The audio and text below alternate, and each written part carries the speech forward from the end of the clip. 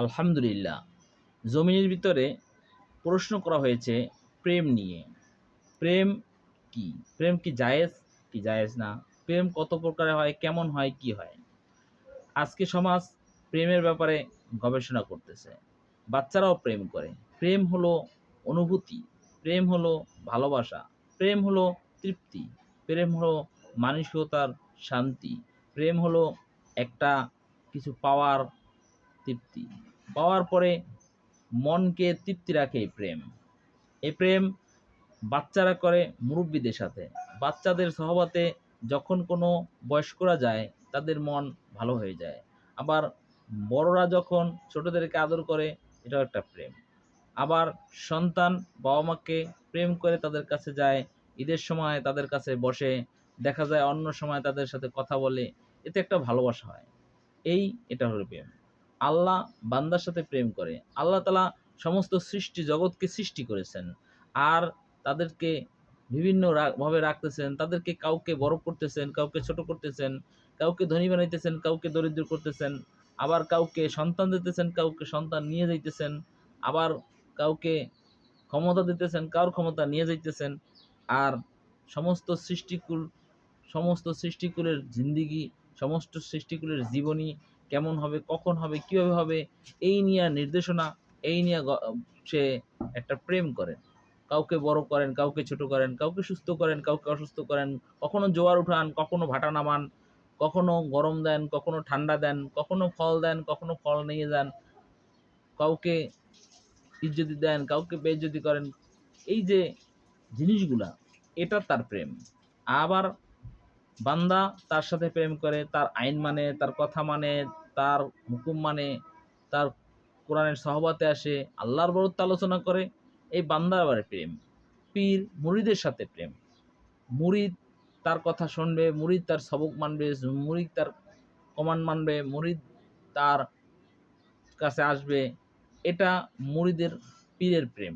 যদি মুরিদ না থাকে, পীর থাকে না। আবার মুরিদরা কি করে?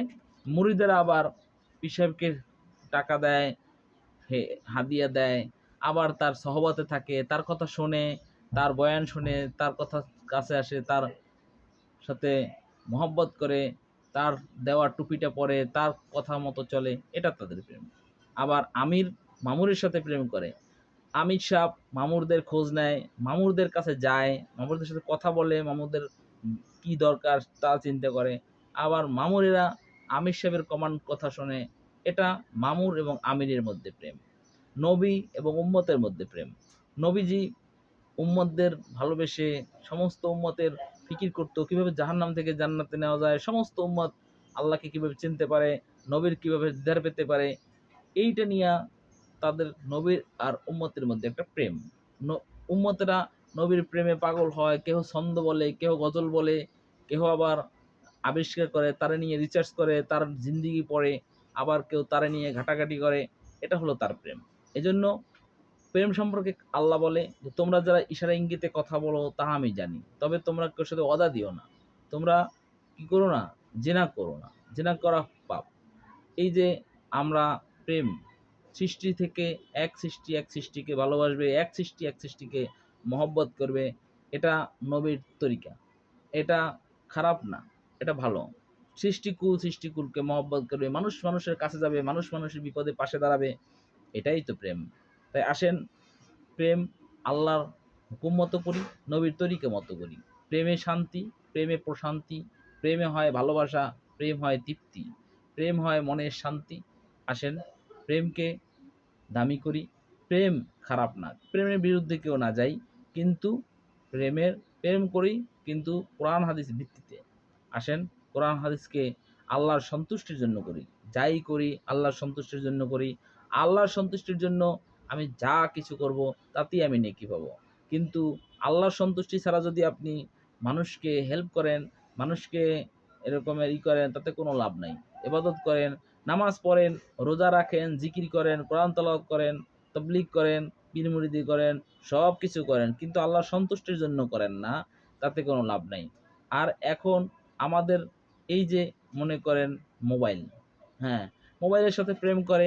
সন্তান দেখা যায় মোবাইল দেখে, মোবাইল চালায়। কিন্তু মোবাইলকে কেন আল্লাহ তাআলা বানাইছে? মোবাইলকে কেন বানাইছে? আল্লাহ তাআলা বানাইছে কেন? মানুষকে কেন এই জ্ঞান দিল?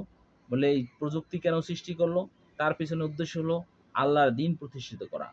আল্লাহর দ্বীন প্রতিষ্ঠিত। আপনাকে টিকটক করার জন্য এই টিকটক প্রেমে না পড়া। টিকটক করার জন্য দেয় নাই।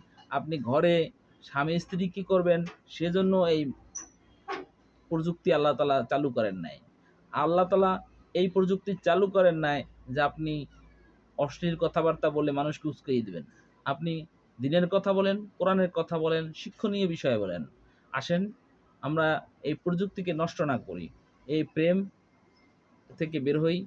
শুধু টিকটকের প্রেমে না, আল্লাহর কোরআন, আল্লাহর হাদিস, আল্লাহর কোরআন, আল্লাহর দেয়া কোরআন আর এই কোরআনের সহবাত আর দ্বীন কি হবে, দ্বীনের কথা কি হবে সেটা নিয়ে আমরা আলোচনা করি, গবেষণা করি। এই পরিবেশটাকে আমরা ইসলামী পরিবেশে কায়েম করি, আল্লাহর বিধানে কায়েম করি। আল্লাহ তাআলা আমাদেরকে বোঝার তৌফিক দান করুক। আমিন।